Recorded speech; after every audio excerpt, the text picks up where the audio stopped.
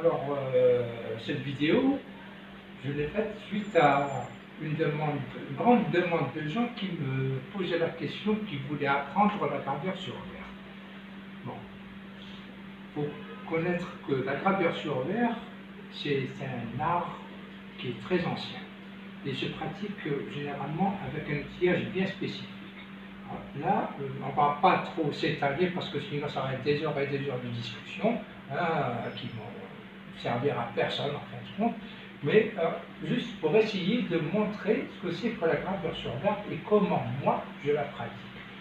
Pour dire que je suis un professionnel, loin de là. Je n'ai pas cette prétention, je suis qu'un amateur qui a appris un peu sur le tas et qui essaye un peu de vous présenter ce que j'ai appris à travers, comme tout le monde, à travers les vidéos, à travers Internet. Et c'est un peu grâce à Internet que j'ai pu développer et que je développe encore cet art qui reste quand même très bon. Voilà. Alors, on va rentrer dans le vif du sujet pour vous présenter un peu le matériel que j'utilise. En ce qui concerne le matériel, il faut déjà un tour électrique. Voilà. Il y a différents modèles, mais bon, moi j'ai opté pour celui-là parce que non seulement je peux travailler avec le verre, mais je peux travailler aussi avec le bois. Bon. Un support, parce que le flexible en lui-même, il faudrait que le matériel, le corps de l'outil soit suspendu, parce qu'il y a un câble à l'intérieur rotatif et qui nécessite justement que le corps soit suspendu.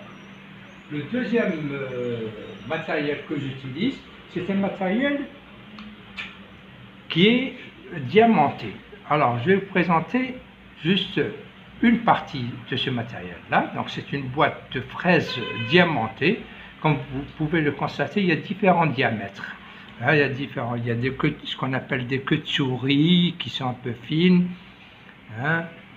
Vous avez des boules aussi, différents motifs, différents modèles, différents diamètres de boules. Là, vous pouvez trouver ça chez les gens qui font le matériel dentaire. Tout ça, c'est le matériel dentaire.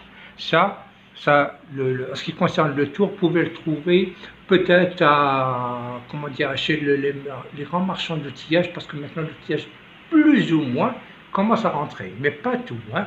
Bon. Je reviens toujours vers l'outillage, le matériel, je veux dire. Les fraises, alors là, c'est des fraises qui viennent carrément de l'étranger. Elles n'existent pas en Algérie, et c'est ça le grand problème. Vous avez des gommes en silicone, différentes couleurs. On ne va pas rentrer dans les détails aussi des couleurs, etc., des formes. Bon, là, c'est juste pour vous préciser quel genre de matériel j'utilise. Vous avez dans ce genre-là, vous avez aussi dans ce genre-là des noirs pour faire des ombrages, etc., etc. Vous avez dans ce genre-là, et bon, vous avez aussi des fraises en corindon, ça c'est pour le polissage. Ça aussi c'est pour le polissage. Hein. Il y a un support métallique qu'on visse à l'intérieur. Et vous avez des fraises en pierre d'Arkansas. Alors là, il ne faut pas rêver d'en trouver ici, hein, en Algérie. Elles n'existent pas. Et moi, j'en ai trouvé chez quelqu'un par hasard. Hein, c'était un ancien stock qu'il avait et je peux dire que c'était mon jour de chance. Hein, parce qu'il y a différentes formes. Il y a des formes coniques comme ça, il y a des formes circulaires, il y a des boules, il y a différentes autres formes. Il y a des formes aussi comme ça. Et ça aide à blanchir le verre. Quand je dis blanchir le verre, parce que le verre, dès qu'on le gratte, il blanchit automatiquement. Donc ce n'est pas peint, ce n'est pas de la peinture.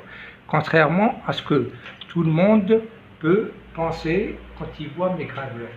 Tout le monde a tendance à me dire « Ah, ça c'est de la peinture sur verre ». Non, ce n'est pas de la peinture sur verre. Le verre, dès qu'on le gratte avec une fraise diamantée, avec un diamant, il blanchit automatiquement. Maintenant, les différents aspects, les tons, je veux dire, les tons qu'on voit sur la gravure, elles sont dues à quoi? à ce différent outillage, comme je vous ai montré tout à l'heure. Chaque couleur a son rôle à jouer. Le bleu a un rôle à jouer sur le ton du vert, la verte aussi, la noire aussi, la rose aussi, c'est un autre ton, etc., etc.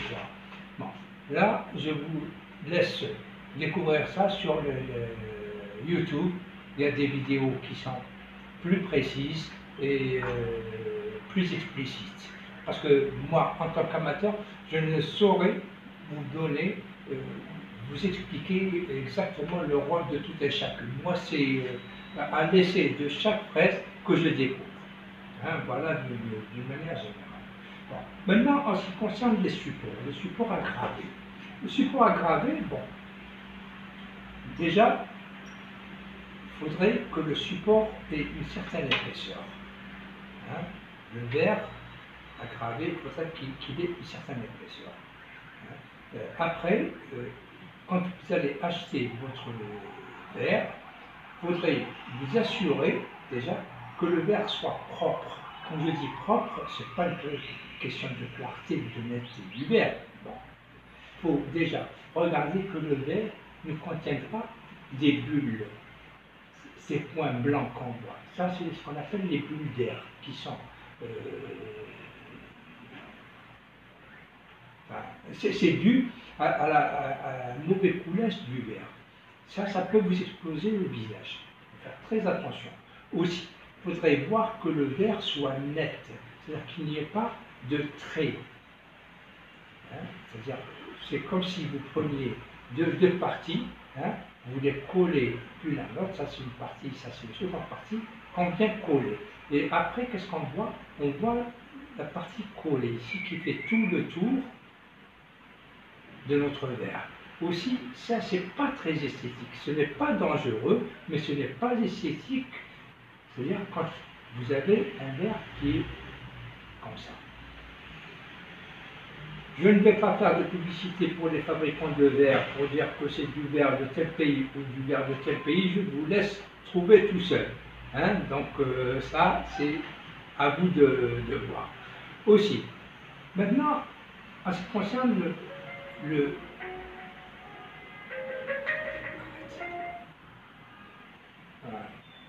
désolé, hein. Bon, je reprends. Donc, après, en ce qui concerne le dessin en lui-même, bon, chaque support, il faut lui adapter un motif qui lui convient. Et ça vous revient à vous. Comment vous voyez la chose, comment vous voyez votre dessin, comment vous voulez que ça soit, etc., etc. Pour les débuts, moi je vous conseille de prendre un verre normal, hein, qui soit lisse, comme ça, bien sûr, hein, vous ne pouvez pas graver normalement, un verre normal. Vous prenez des motifs qui soient soit des carrés, soit des rectangles, soit des triangles, sur lesquels vous allez vous entraîner déjà, parce que c'est quoi la gravure en fait? Ce n'est pas le fait de prendre l'outil et de commencer à graver. Oui, c'est grave, effectivement, mais le but, c'est quoi? C'est de faire ressortir un dessin sur le verre. Donc, ça revient à dire que vous allez dessiner sur le verre, pas avec un crayon, pas avec un stylo, pas avec un pinceau, mais avec une fraise diamantée. Et la grande différence qu'il y a entre tous les autres outils, crayon, feutre, stylo, pinceau, c'est que si vous faites une erreur, vous pouvez reprendre votre dessin. Mais ça, si vous faites une erreur, ça va à la poubelle. Parce qu'on ne peut pas reprendre le dessin. On peut peut-être tricher sur une petite forme, à la rigueur, mais si on rate carrément, là, si au lieu de graver là, vous allez toucher votre verre ici, c'est bon, vous allez esquinter votre verre. Donc ça ne pardonne pas. Ça, d'une chose. Et ce que je vous conseille, c'est déjà, c'est pas un conseil, mais disons que, c'est une petite remarque, il faut avoir en tête l'esprit du dessin. Vous allez dessiner, vous n'allez pas graver. C'est ça ce qu'il faut se dire. Je vais dessiner sur le verre. Parce que ce n'est pas une question de force non plus. N'allez pas prendre votre fraise et commencer à graver. Quand je vous dis graver, quand on dit gravure, généralement on pense à force. Vous allez forcer sur le verre pour le graver. Si vous forcez sur le verre pour graver, non seulement vous allez casser votre fraise, ça viendra. Le second danger, c'est que vous risquez de recevoir tous les éclats en plein visage. Et le troisième, si vous évitez ces deux-là, vous allez esquinter votre dessin parce que sur le trait que vous allez dessiner, vous allez forcer, sur les côtés, vous allez avoir des petits éclats de verre qui vont se voir lorsque vous aurez terminé votre travail. Donc, le verre demande aussi, la gravure demande de la douceur. Il faut aller tout doucement. C'est comme si, je ne sais pas, c'est comme si vous caressiez le verre. Le verre aime être caressé. Donc, avec votre fraise, vous allez commencer à caresser le verre en douceur, en douceur, en douceur, tout en suivant, bien sûr, les traits. Voilà. Commencez déjà à faire les contours, les premiers contours, comme ça. Il ne faut pas chercher à trop se compliquer l'existence. Bon, là, j'ai pris ce motif parce que moi, j'ai un peu l'expérience de ces modèles-là, mais comme je vous ai dit au début, il faut prendre des carrés et des rectangles que vous allez essayer de tracer pour ne pas trembler, habituer votre main à la vitesse de rotation de la fraise, parce que c'est un moteur électrique, donc il y a une rotation qui se fait sur la fraise, je vais vous montrer, voilà. Vous voyez, c'est des vitesses, et plus on augmente la vitesse, vous avez vu, là, si ça tourne et vous posez mal votre fraise, vous avez raté votre dessin. Là, on est d'accord. Donc, vous allez commencer à caresser le verre tout en tenant compte de la rotation de l'outil. Donc, non seulement il faut rester concentré sur son motif, sur son verre, avoir une bonne assise, bien se tenir, bien respirer, et éviter des expirations qui sont fortes. À un moment donné, il faut savoir s'arrêter de respirer quand on est sur un petit détail. Donc, il y a de la fatigue. Voilà ce que je voulais dire un peu pour cette première vidéo. Je vous en ferai une autre un peu plus tard. Merci. Voilà, donc je reviens vers vous avec une autre vidéo que j'espère vous apportera un plus. C'est pour vous parler du dessin. On a vu donc le matériel, on a vu le côté technique, l'outillage, etc., les différentes fraises, comment les utiliser, etc., etc. Bon, maintenant on va revenir un peu vers le côté dessin. Le dessin, le voici, et on insère à l'intérieur du verre qu'on veut graver. Maintenant, si vous savez dessiner, vous utilisez donc un stylo indélébile, noir de préférence, et vous dessinez carrément votre motif sur le verre. Vous allez suivre après avec, donc bien sûr, avec votre fraise, vous allez suivre les contours, etc., etc. Maintenant, si vous ne savez pas dessiner, vous n'avez qu'à aller sur Internet, il y a tout maintenant. Vous choisissez un motif qui vous inspire, vous l'imprimez, bien sûr, il faut respecter les proportions du verre. Il ne faudrait pas que ce soit trop grand, trop petit, etc. Bon, là, c'est au choix de tout un chacun. Moi, je respecte les règles mathématiques qui sont à la base de tout. C'est-à-dire que je prends un motif qui remplit plus ou moins une face de mon verre, j'essaie de respecter donc, le côté, les différentes proportions pour être plus exact dans mes propos. Voilà, donc j'insère mon motif à l'intérieur que je scotche et je suis le motif. Comme je disais tout à l'heure, ce n'est pas une question de force. Hein. Il faut juste, dans un premier temps, suivre les traits. Donc, voilà mon motif. Il est comme ça. Juste suivre les contours. Voilà ce que ça donne. Les contours de mon dessin. Je ne cherche pas après l'intérieur. Je fais l'esquisse externe de mon dessin. Donc je donne la forme. Ça, c'est dans un premier temps. Et dans ce cas-là, c'est-à-dire quand on insère le motif à l'intérieur du verre, il faudrait faire attention à une chose très très importante, à l'effet optique du verre. Et là, il faut être très regardant, justement, parce que quand vous insérez un motif à l'intérieur, voilà, vu de face, vous avez le trait, mais si vous tournez légèrement votre verre ou si vous l'inclinez, le trait automatiquement se décale. Donc il faut rester dans le même niveau si vous voulez, hein, pour essayer de respecter votre tracé. Voilà, je vais prendre une fraise là, par exemple.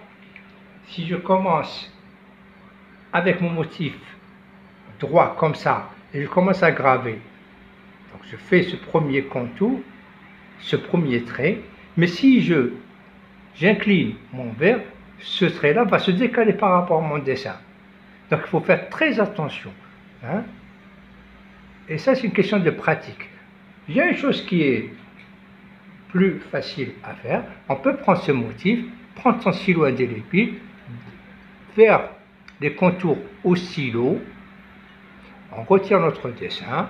Hein, voilà, je vais vous donner un exemple. Hein, je fais ça par exemple, tout bêtement, je suis mon dessin avec mon stylo, voilà, etc. Voilà. Je peux faire ça, et quand j'enlève mon motif, mon dessin, il est dessiné. Je n'aurai qu'à suivre les traits, hein, tracés au stylo. Ça, c'est une autre façon de faire aussi. Bon, chacun verra ce qu'il arrange. Mais au début, moi je vous conseille, c'est pour ça que je vous ai dit, au début, je vous conseille de prendre des petits motifs, des carrés, des rectangles, etc. Vous allez pouvoir suivre. C'est-à-dire que même si vous inclinez votre verre, vous allez vous en rendre compte que le trait change par rapport à votre dessin. C'est une question d'optique. C'est l'histoire du roseau dans l'eau. Ça, c'est connu. Voilà. C'est la première des choses. La deuxième des choses, comme vous venez de voir, je vous montre, moi j'ai fait juste les contours. Donc mon motif, c'est pas une question de force, je répète encore une fois, je n'ai fait que tracer les contours de mon dessin et voilà ce que ça donne. À travers ça, maintenant, j'insère un papier ou un sac noir, enfin quelque chose de sombre, hein, à l'intérieur, qui va me faire ressortir donc mon motif sur lequel je vais pouvoir travailler maintenant les détails, l'intérieur, etc., etc. Et toujours, je me répète, ne pas utiliser la force. Voilà. Donc, je reviendrai vers vous dans une prochaine vidéo. Merci.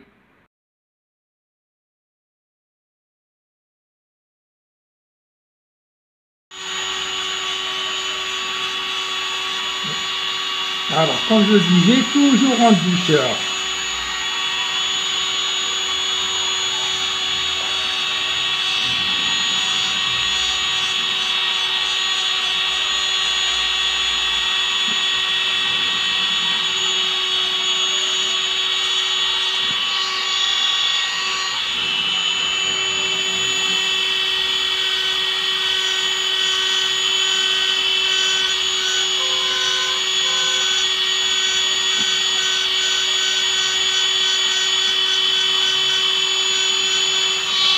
Ah, je n'ai pas parlé d'une chose, le port de verre et de masque.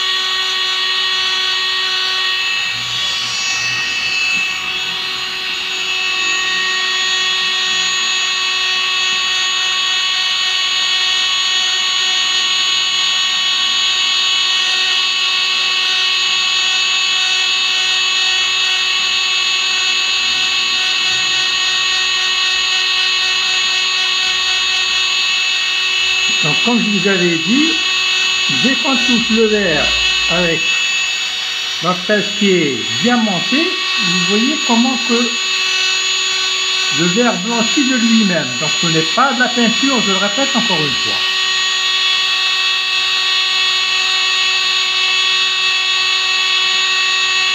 Et là vous voyez la concentration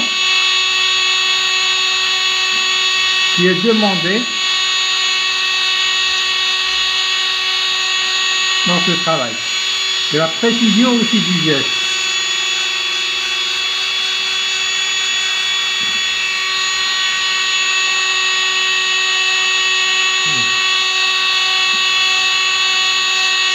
On part toujours du bord de notre motif, de notre dessin.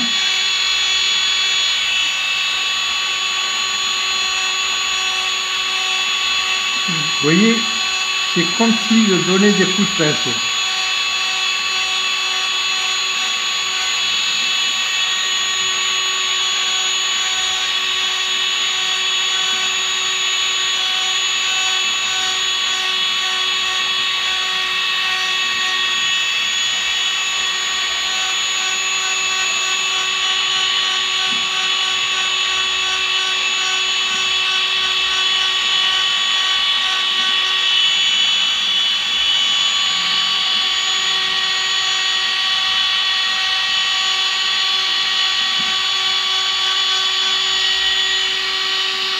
Voilà à peu près un premier motif.